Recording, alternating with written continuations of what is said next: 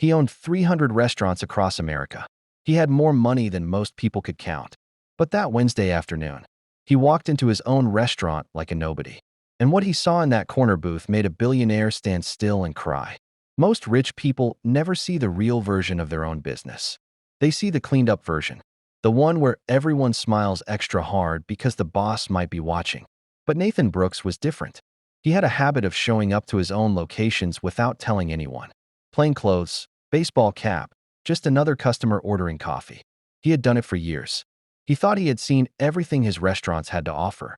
He was completely wrong, because nothing in 20 years of building his empire had prepared him for what was happening at that corner booth on a cold Thursday afternoon in Denver.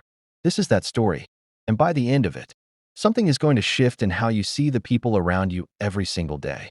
Nathan Brooks was 51 years old. He had built Brooks Hospitality Group from one small sandwich shop he rented with. Borrowed money at age 27. He worked the counter himself. He drove the supply runs himself.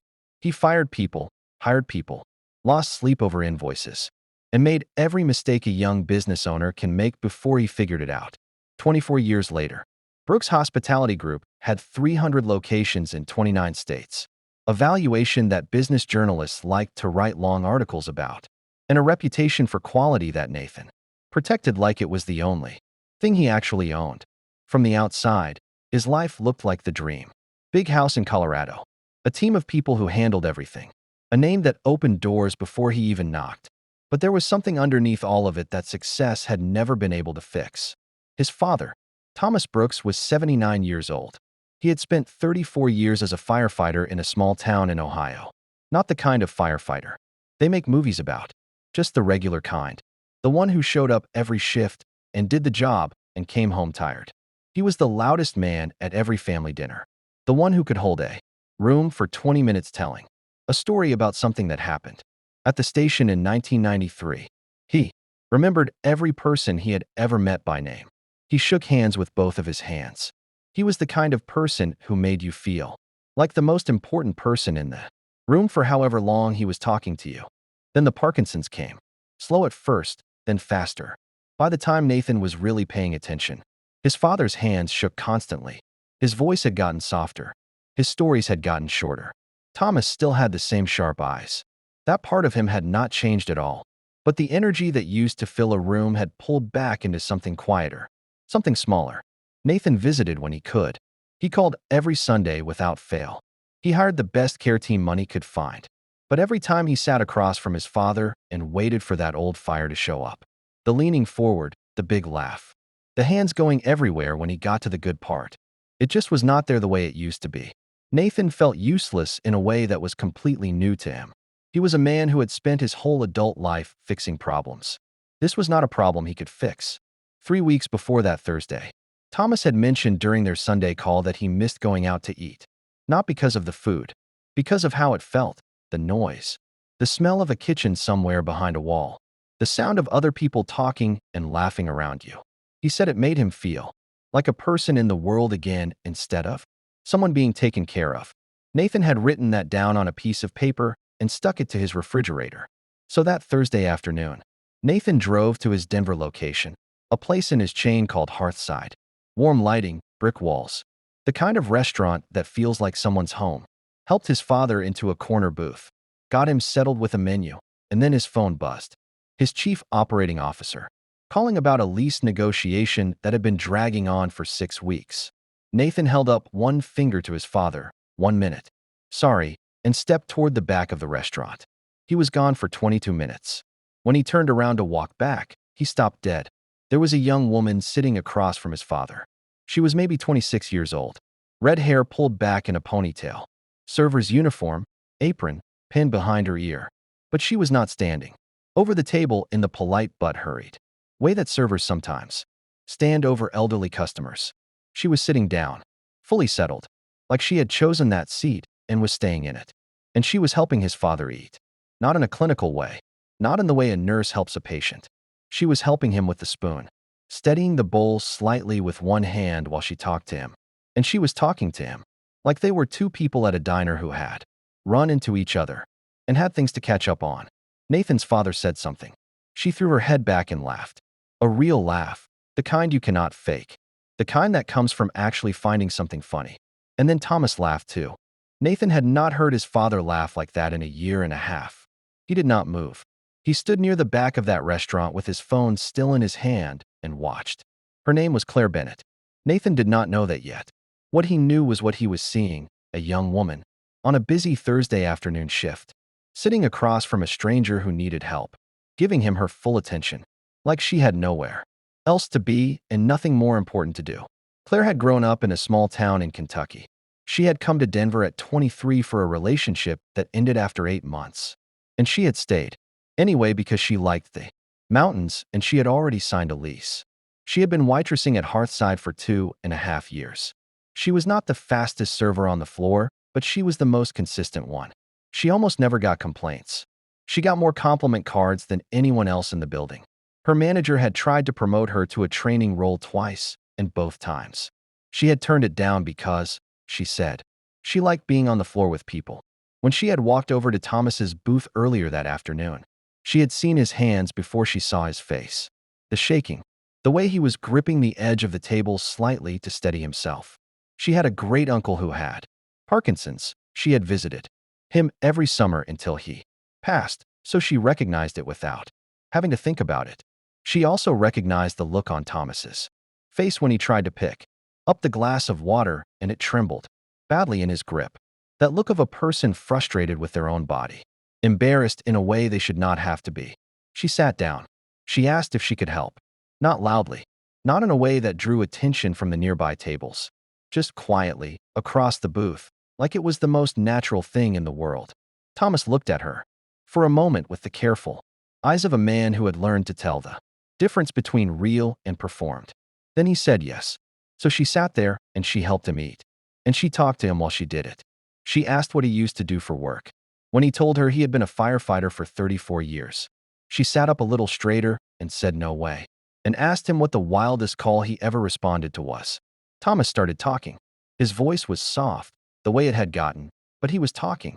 He told her about a house fire in the winter of 1998 where they pulled a dog out from under a bed in a back bedroom and the dog was carrying a puppy in its mouth. When they found it, Claire put both her hands flat on the table and said she had chills. Thomas told her the whole thing. The dog's name, what the family looked like when they reunited outside in the snow, the way his partner had cried in the truck on the way back to the station but pretended he had something in his eye.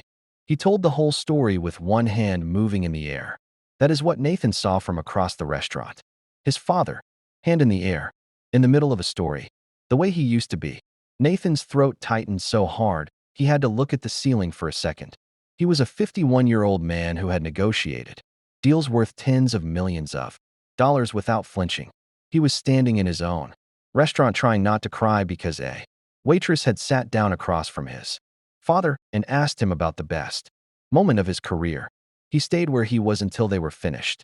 He watched Claire help his father through the rest of the meal, watched them go back and forth like old friends, watched his father point at the window at one point and make some kind of joke that made Claire cover her mouth to stop from laughing too loud. He watched the whole thing and thought about every hospitality training course he had ever funded, every customer service manual he had ever approved, every workshop and seminar and culture initiative he had put money into over 24 years. None of it had ever created what he was watching right now. This was not a trained behavior. This was a person. When the bowl was empty and the bread plate was clean, Nathan walked over. He introduced himself as Thomas's son. He thanked Claire for taking care of his father. Claire smiled and said it was her pleasure and went back to her section.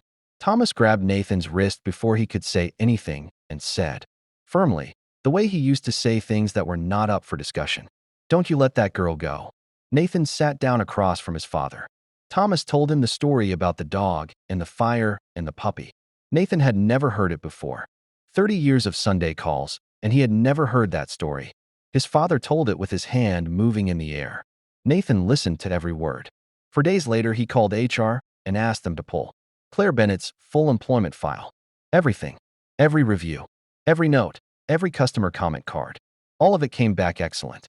Her customer satisfaction scores were the highest in the building over the past 2 years running. One comment card from a regular customer said Claire is the reason we keep coming back.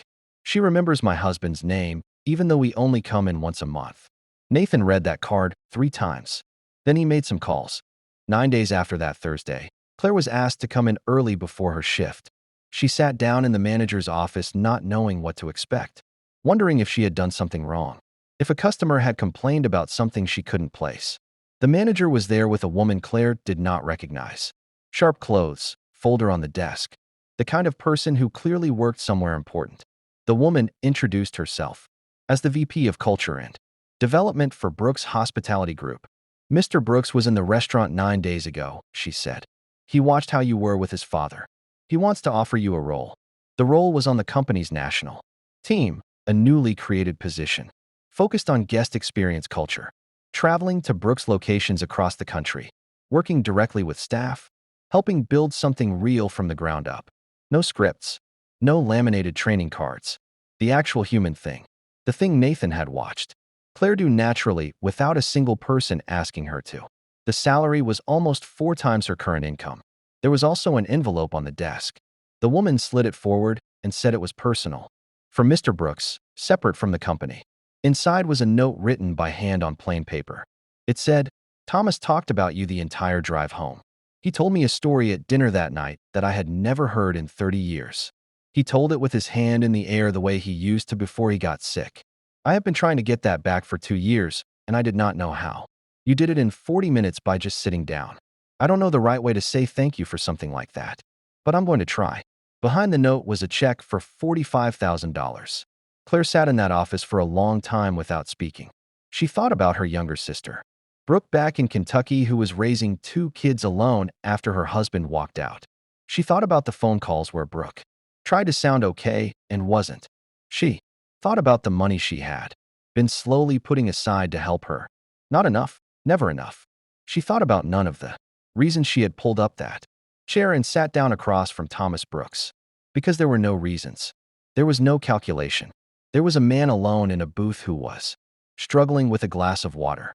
And she had a few minutes and a great uncle who had looked at her the same way once. And sitting down was just the obvious thing.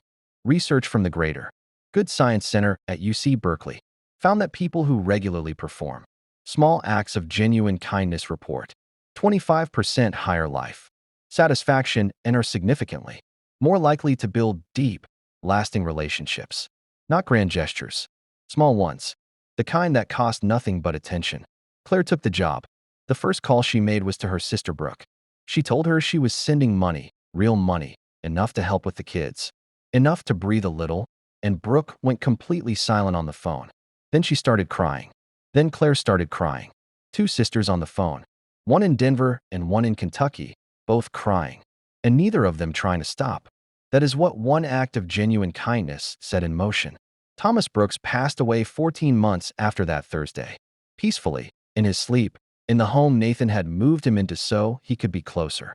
At the small service Nathan held for family and close friends. He stood up and talked about his father. He talked about the firefighter career. He talked about the Sunday phone calls. He talked about the stories his father told with his hand in the air. And then he talked about a Thursday afternoon in Denver when a young woman named Claire sat down across from his father in a corner booth and asked him about the best moment of his life. He said that afternoon was the last time he saw his father fully like himself, fully present, fully alive in the way Thomas Brooks had always been alive. He said he would not trade it for anything he had ever built. Claire was in the room when he said it. She did not say anything. She did not have to. Here is the truth that this whole story is really about. You do not get to know, when the moment comes, that it is the moment. You do not feel it. There is no signal. There is no sign. There is just a corner, booth, and a man with shaking hands and a glass of water he cannot hold. And you have a choice: keep moving or sit down. Claire sat down. That is all she did. She sat down and asked a question and listened to the answer. She gave an old man 40 minutes of her real attention. And because of that, a son got to hear a story he had never heard. A father got to be himself again one last time. And somewhere in Kentucky, 2 kids got a better chance because their mother finally had help. You are going to walk past someone today who needs you to sit down. It will not feel like a big moment. It will feel like nothing, like a small inconvenience, like something that takes you off your schedule for a little while. Do it anyway. Sit down anyway. Ask the question anyway. You have no idea who is watching. More importantly, you have no idea what it means to them.